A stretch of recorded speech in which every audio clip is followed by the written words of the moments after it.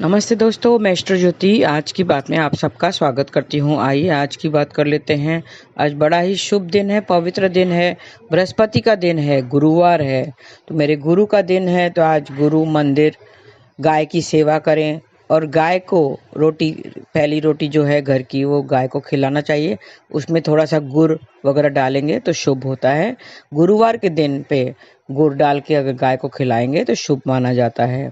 तो वास्तु की बात कर लेते हैं पहले, उसके बाद आज की खास बात और कृष्ण कथा में एक नया सा टॉपिक लेके उस पर चर्चा करेंगे और अंत तक बने रहिए तो आप लाभ उठा सकेंगे।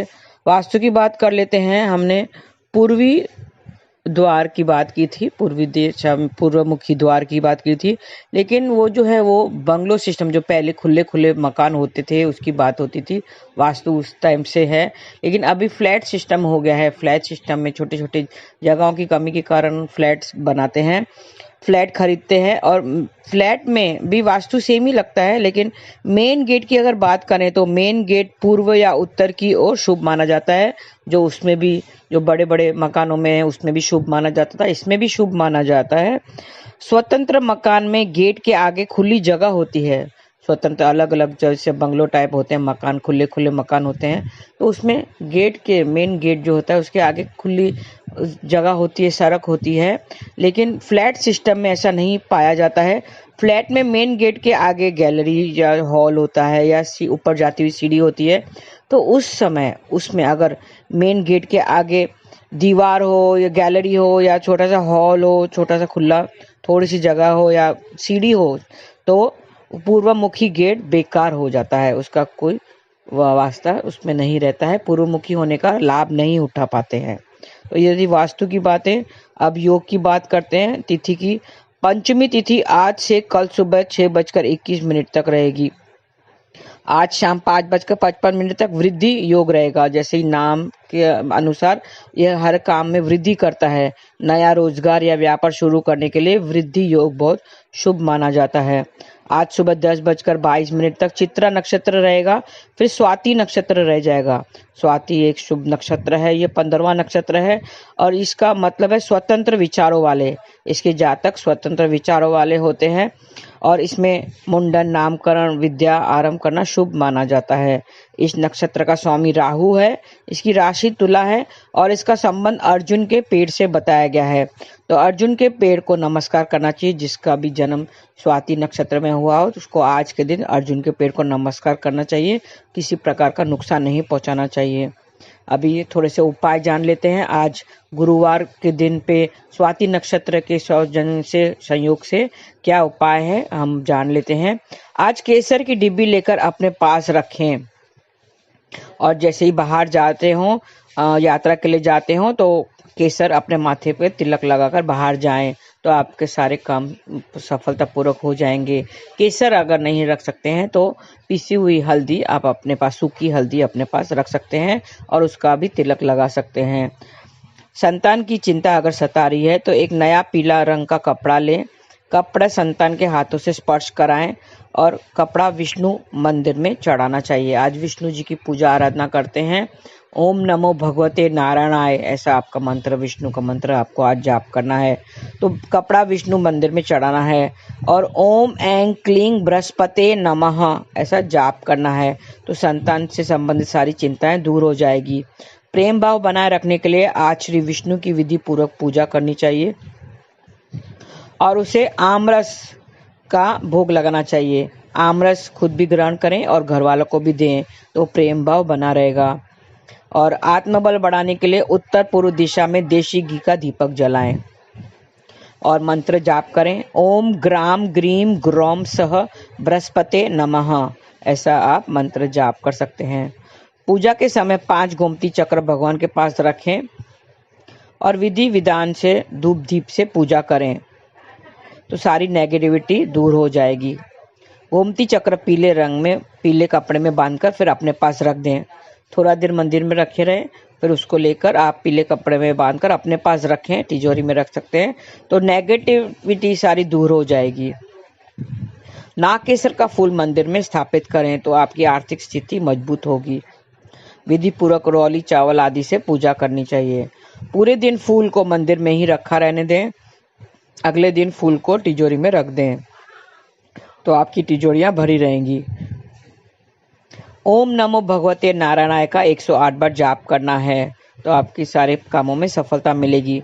श्री विष्णु को पीले रंग के फूल अर्पित करें, तो जिम्मेदारियों का बोझ कम होगा। विष्णु जी के आगे हाथ जोड़कर प्रणाम करें, तो दोस्तों में बढ़ोतरी हो जाएगी। अगर दोस्त की बढ़ोतरी चाहते हैं तो उसको विष्णु जी को हाथ जोड़कर प्रणाम करें और प्रार्थना करें। और आम के साफ सुथरे 5 पत्ते लेकर पानी से धोएं और उस पे श्रीम श्रीम करके लिखकर मंदिर में चढ़ाएं, तो नौकरी में लाभ मिलेगा। मिट्टी से 27 छोटी छोटी गोलियां बनाएं, उसको सुखाएं और फिर 27 दिन तक संतान के हाथों से मंदिर में रखवाएं। बाद में गोलियां किसी मंदिर या पेड़ के पास रख दें, तो बौद्धिक विकास होगा। अर्जुन के चूर्ण की गोली बनाकर महाकाली को अर्पित करें, तो जीवन में ऊंचाई आप पहुंच सकेंगे। और अर्जुन के पेड़ को प्रणाम करना चाहिए। अर्जुन के पेड़ वृक्ष के स्मरण भी कर सकते हैं। जौ की रोटी बनाकर घी और गुड़ रखकर माता को अर्पित करें। ये प्रसाद स्वयं भी ग्रहण कर सकते हैं। तो ये थी छोटे से उपाय, आपको आज श्री विष्णु भगवान के निमित्त उपाय और गुरुवार होने के जो संयोग से मैंने उपाय बताए हैं। आपको मंत्र जाप करना है, गुरु का मंत्र जाप करना है गुरुवार का, बृहस्पति का, और फिर विष्णु का मंत्र भी जाप करके आप ये उपाय करेंगे। ये खास उपाय है आज के दिन पे, इस सहयोग से तो आपको लाभ जरूर मिलेगा।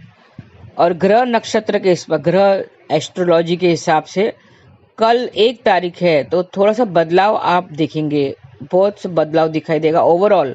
ओवरऑल इन जनरल दुनिया भर में आप बदलाव देखेंगे।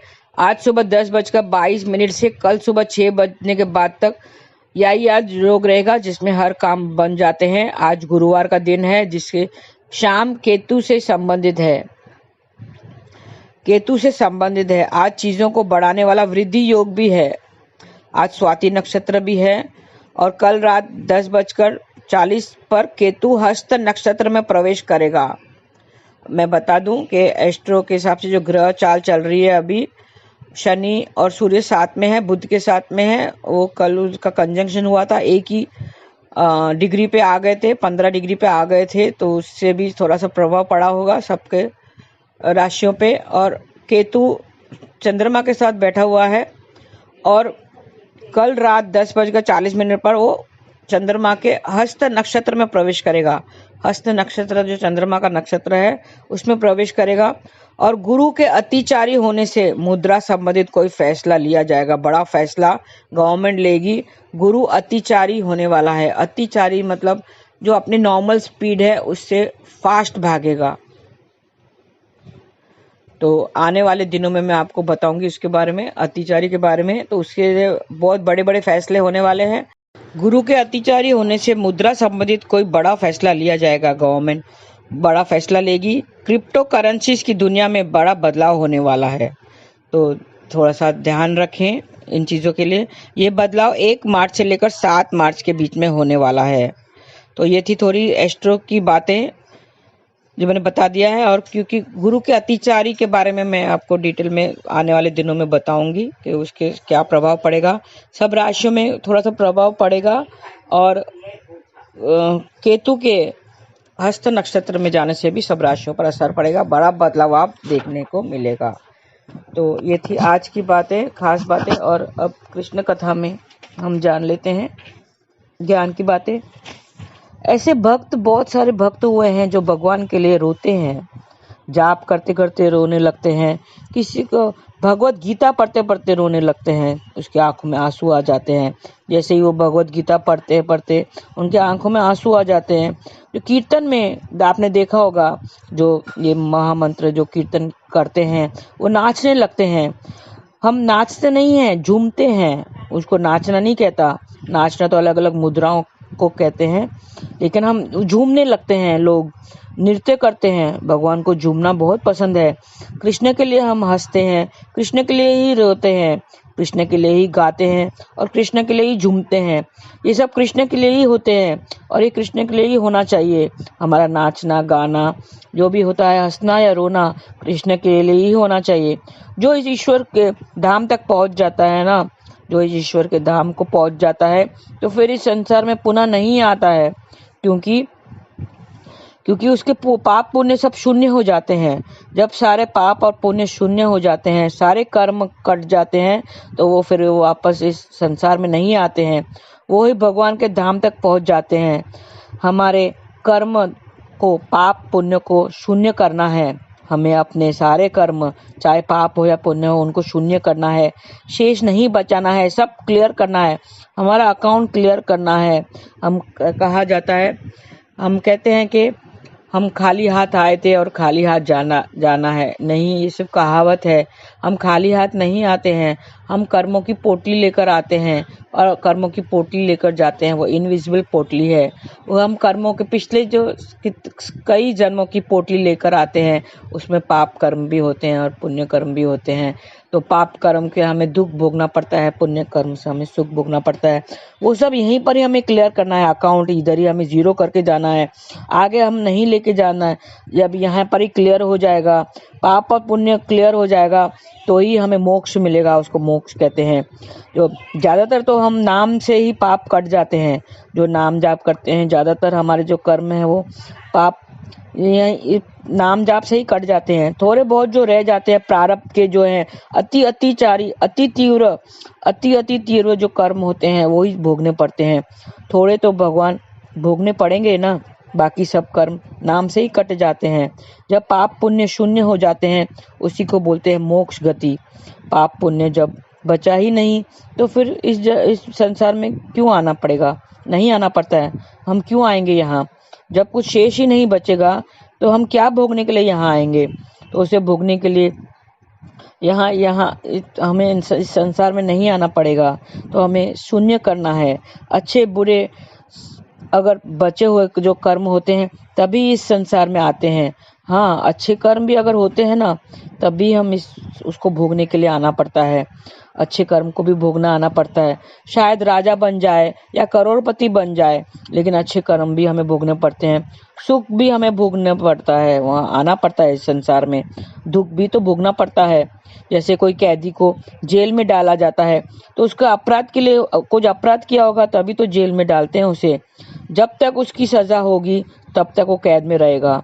जब उसकी सजा पूरी हो जाएगी, फिर उसे कोई कैद में नहीं रख सकता। वो आज़ाद हो जाता है और वो छूट जाता है। इसी तरह जैसे एक पेड़ में फल आते हैं, उस पर अच्छे फल भी होते हैं, जो मीठे फल होते हैं, और कोई कड़वे फल भी होते हैं। दोनों फल, ऐसा नहीं है कि खाली अच्छे फल हो, उसमें कुछ अच्छे फल भी होते हैं और कुछ खट्टे या कड़वे फल भी होते हैं। हम क्या करते हैं? सिर्फ मीठे फल तोड़ते जाते हैं और खाते हैं, और जो बुरे फल, जो खट्टे होते हैं या कड़वे होते हैं, वो फेंक देते हैं। पर उधर हमें चॉइस होती है, हम सिर्फ मीठे फल ही खाते हैं। लेकिन जो कर्म का फल है ना, वो दोनों ही खाने पड़ते हैं। सुख मीठे फल की जैसे होते हैं और दुख कड़वे फल होते हैं, तो दोनों ही हमें भोगने पड़ते हैं। मीठा हो या कड़वा फल हो, दोनों ही हमें खाना पड़ता है। एक दृष्टांत बताती हूँ। एक राजा था, उसके घर में एक महात्मा आते हैं और भोजन कर राजा उसे भोजन करवाता है। दोनों भोजन के लिए बैठते हैं। भोजन में कुछ फल भी होते हैं, तो दोनों बैठ के खाते हैं। पहले महात्मा खाता है, महात्मा भी खा रहा है, राजा भी खा रहे हैं। तो महात्मा सब फल एक एक करके खा लेते हैं। मीठे फल हो या खट्टे, दोनों खा लेते हैं। कुछ मीठे फल होते हैं, कुछ खट्टे फल होते हैं, वो दोनों ही खा रहे होते हैं। लेकिन राजा तो सिर्फ मीठा फल होता है वही खाता है, और जो खट्टा होता है उसको साइड में रख देता है, उसको फेंक देता है। तो वो राजा देख रहा है कि महात्मा खाते जा रहे हैं, फल खाते जा रहा है। तो उसे पूछते हैं, हे महात्मा जी, राजा ने महात्मा से पूछा कि मुझे तो खट्टे फल भी आ रहे हैं, तो मैं उसे साइड में करते सिर्फ मीठे फल खा रहा हूँ। क्या आपको खट्टे फल नहीं मिल रहे हैं? क्या आपको सिर्फ मीठे फल मिले हैं? तो महात्मा जी कहते हैं, राजा, मैंने दोनों ही खा लिए, चाहे खट्टे हो या मीठे हो।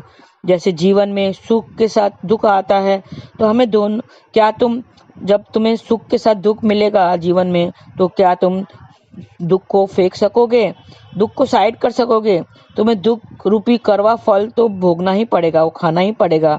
जो सुख रूपी मीठा फल होता है वो तो तुम खा रहे हो, अच्छे से खा रहे हो, लेकिन जब क्या कर्म का बुरा फल जब मिलेगा, दुख रूपी जब कड़वा फल मिलेगा, तो क्या तुम उसे छोड़ सकोगे?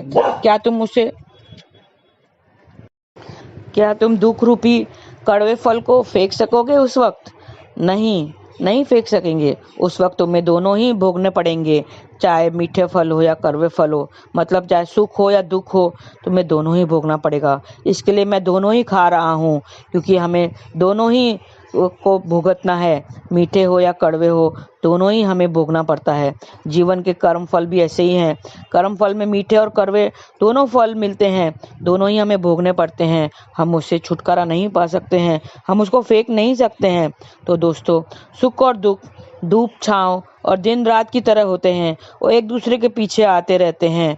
उसे घबराना नहीं चाहिए, हमें नाम का सहारा लेना चाहिए, और उससे जैसे सुख भोगते हैं उसी तरह दुख भी भोगना पड़ता है। हरे कृष्णा कृष्ण कृष्ण हरे हरे, हरे राम राम राम हरे हरे। नाम से बहुत सारे कर्म हैं, बहुत सारे कड़वे कर्म जो हैं वो हमें कट जाते हैं, जो बाकी जो थोड़े से बच जाते हैं उसे प्रभु सहन करने की शक्ति हमें दे देते हैं। तो हमें नाम जाप करते रहना चाहिए और प्रभु को साथ में रखना चाहिए, तो उससे हमें सहन करने की शक्ति भी देंगे। जीवन में पाप और पुण्य दोनों को हमें शून्य करना है, ताकि फिर इस जीवन मृत्यु के चक्कर से हम बच सकें और हमें मोक्ष की प्राप्ति हो। फिर हमें इस जन्म में इस संसार में नहीं आना पड़ेगा। एक बार हमें पाप और पुण्य दोनों को शून्य कर दिया तो फिर किस लिए क्या भोगने के लिए आना पड़ेगा। तो हमें ऐसे करना है, सुख के साथ साथ दुख भी भोगना है, ताकि हम अपने कर्मों को शून्य कर सकें। तो अब नाम जाप करते रहिए। हरे कृष्ण कृष्ण कृष्ण हरे हरे, हरे राम राम राम हरे हरे। आज के लिए बस इतना ही। आपका दिन शुभ रहे। हरे कृष्णा।